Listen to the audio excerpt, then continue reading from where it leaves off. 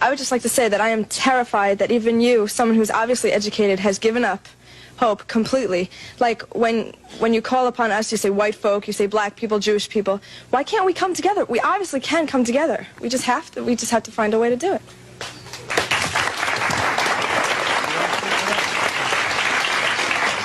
The desire is good, but the reality is the total opposite of your desire. And unfortunately, as a young lady, you are not in the position of power to make the decisions to make America work.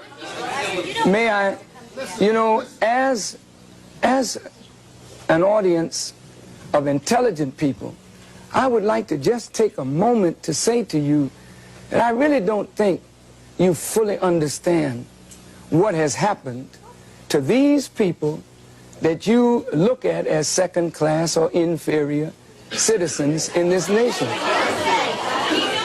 Black people who were brought to this country were stripped of their names, language, culture, religion, God, and taken totally away from the history of themselves. Here are 30 million people who don't wear their own names, they wear your names. Who don't speak their own language, they speak English, which is not their language. They never were allowed their own cultural expression of Africa.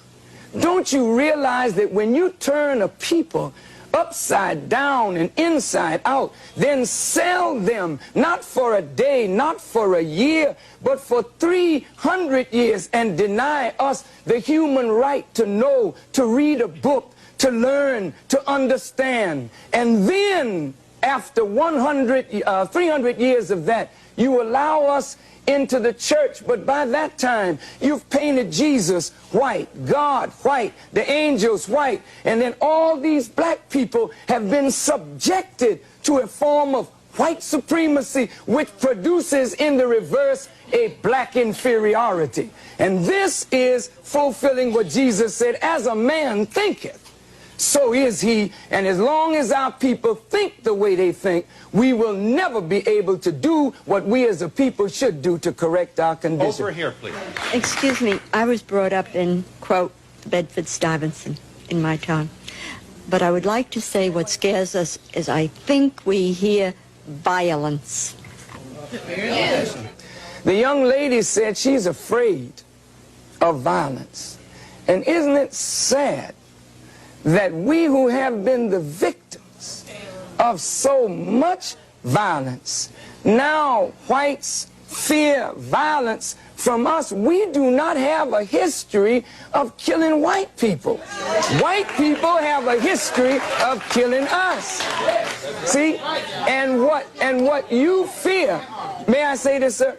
What you fear, and it's a deep guilt thing, that white folks suffer. You are afraid that if we ever come to power, we will do to you and your fathers what you and your people have done to us. And I think you are judging us by the state of your own mind, and that is not necessarily the mind of black people.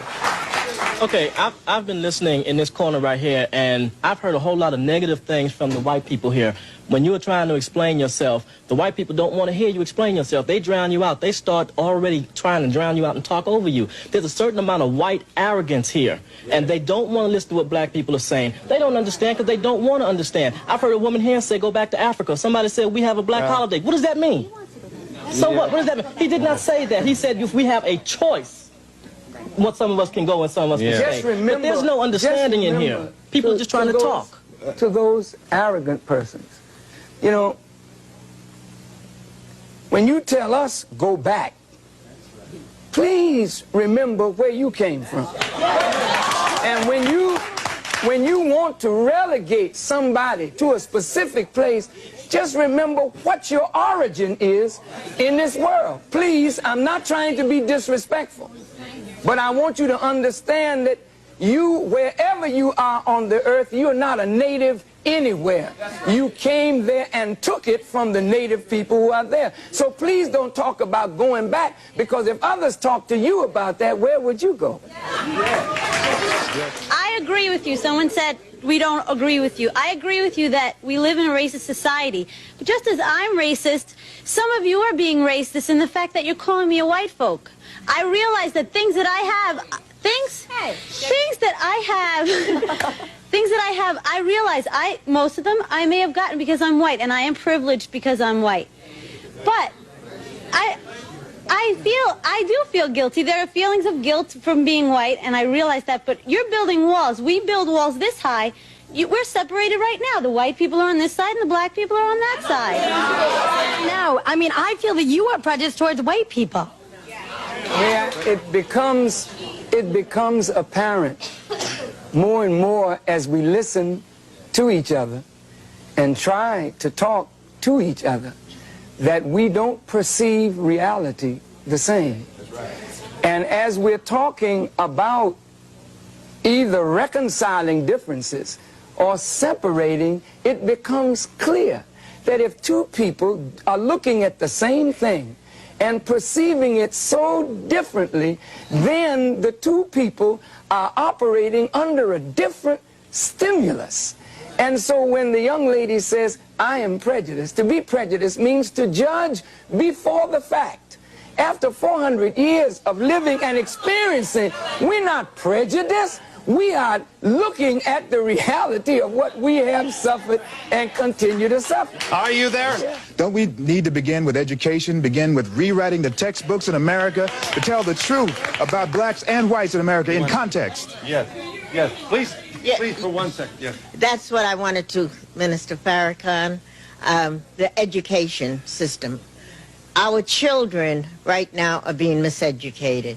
What can we do so that we can inform our children, educate our children? And it's sad because white folks don't know anything about black history. And it's pathetic that white folks have to wait till February to find out that we were slaves. I would like us to speak to what are we going to do to improve the education of this whole society, which have cheated them from our true heritage. May I respond?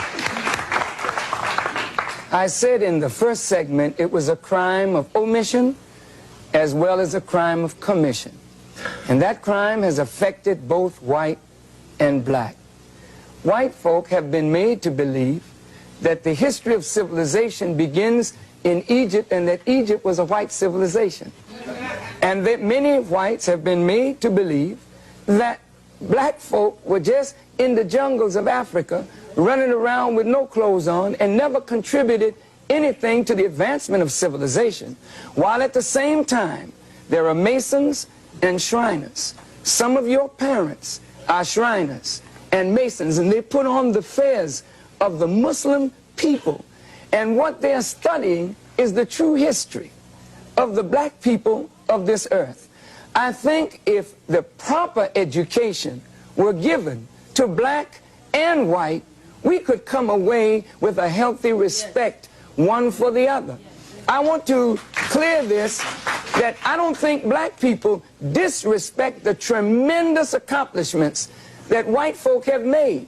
But if white folk do not know what black people have contributed to the advancement of civilization, it leads to a disrespect of a whole segment of the population. And this is why today I will say that black children, as much as we need education, we don't want to go to these schools because the food that we are being fed is not proper. But any one of us can go into the schools where there's no discipline, where there's madness in the corridors, and we can speak to our youth and get their attention in a matter of moments, because we are teaching them that which their souls yearn for, that is a proper knowledge of self. And if they won't give it to us, we have the responsibility to give it to ourselves.